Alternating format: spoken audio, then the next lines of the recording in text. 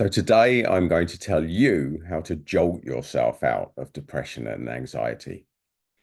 Now, the first thing that you need to know about this is that you have total control over what's going on at the moment. And depression and anxiety is a message. It's a message for you to wake up.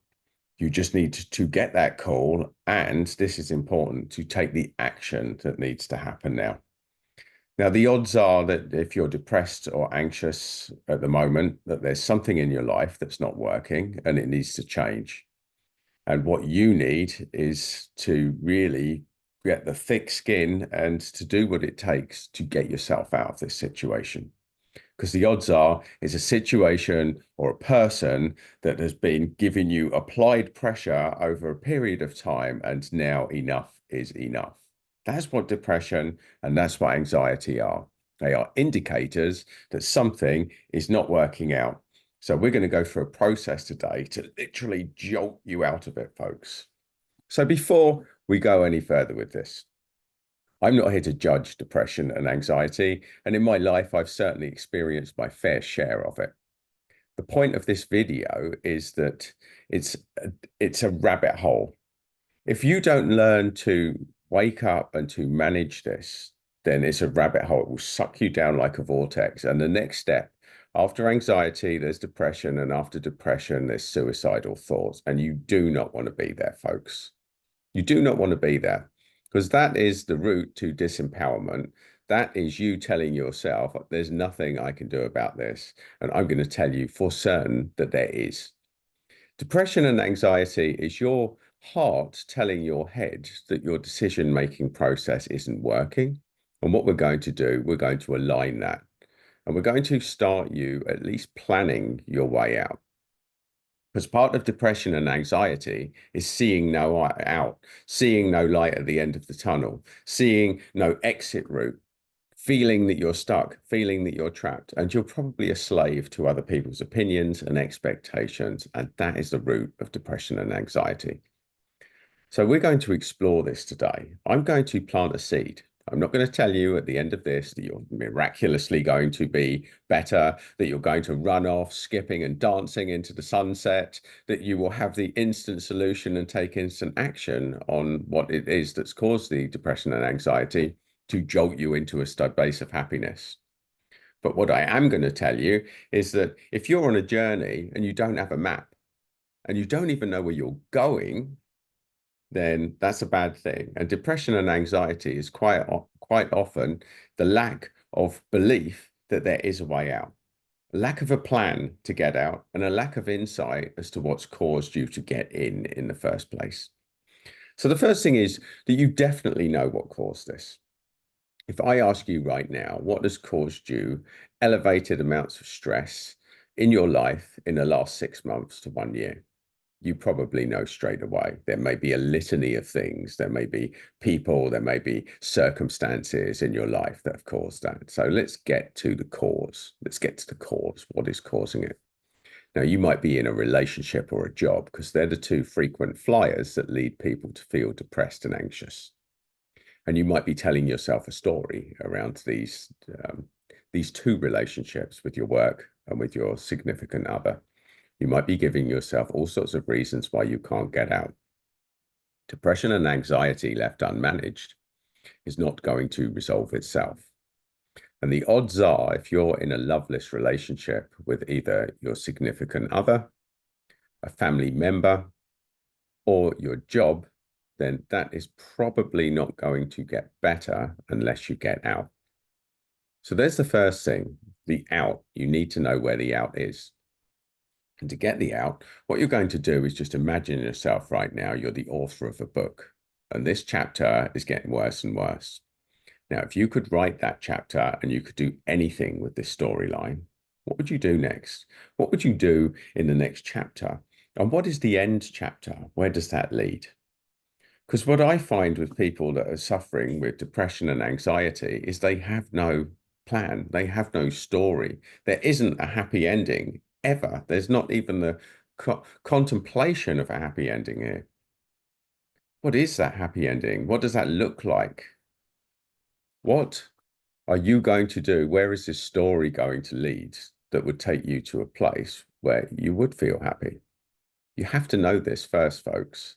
If you're in that state and you don't know what the end game is, then you're just going to get caught, sucked down the rabbit hole.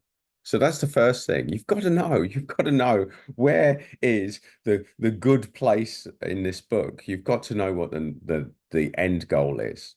You've got to believe that it's possible. And more importantly, you've got to believe that you're worth it.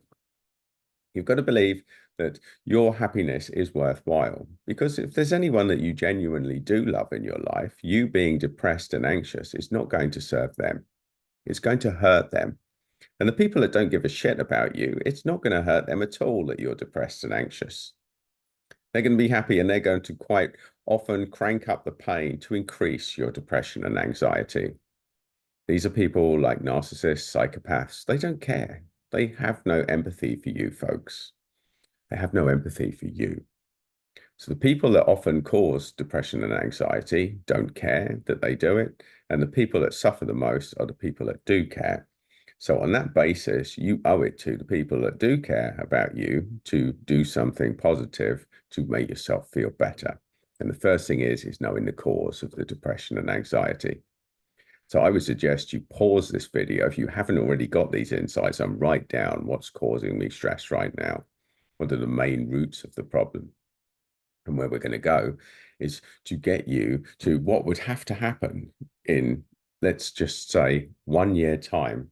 1 year's time, 5 years' time, what could that look like? If a genie was to appear and offer me a way out and a new life, what does that look like? And if you truly do that exercise, and I suggest you pause the video now and do this properly, if you truly do this exercise, you've taken a significant first step to jolting yourself out of depression and anxiety.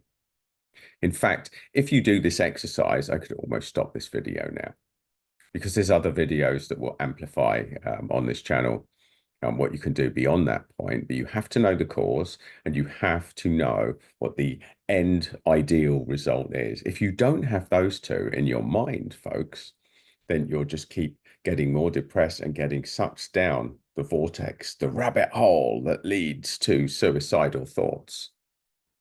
So there you go. Start with those two exercises. Start with that jolt. Identify the cause and get the ideal out situation in your mind. Write it down. Do those two things, and you are massively starting to move in the right direction with this jolt. And if you're doing that, just write it down, put it somewhere public, and read it every day. What is the ideal outcome? And start to feel. This is the final step, and this is the biggest challenge. I want you to feel what it would be like if you were there, if you had the end goal. And if you're struggling, think of a time in your life where you had it, where you were the most energized, where you were the most happy, and associate with that memory so you feel something more positive, folks. And it really is to be able to get that feeling of it that is the key to this exercise. So on that basis, I've given you a 3-step process to get you started, folks. So the first thing you're going to do is identify who or what has caused the stress in the last 6 months to 1 year. The next thing you're going to do is write an ideal outcome. If the genie or the fairy godmother was to arrive now and offer you a perfect life in 1 year or 5 years' time, what does that look like? What would have to happen for that life to be there? And the third step, you have to get in touch with a memory of how you would feel when you felt the best, when you felt the happiest in your life, and feel how it would feel if you had all of the things in your end goal. Do those 3 things, folks, and actually do them, and you will have taken a significant step in the right direction.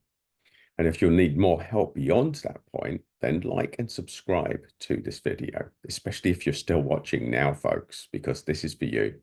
And my content is for you, and there's going to be loads of resources that can help you to amplify you and to keep you accountable on this journey. So like and subscribe, folks. There's the subscription. Do me a favor, do yourself a favor, get on the journey. And if you want more of my random ramblings and insights into helping your life easily, then there's another video there.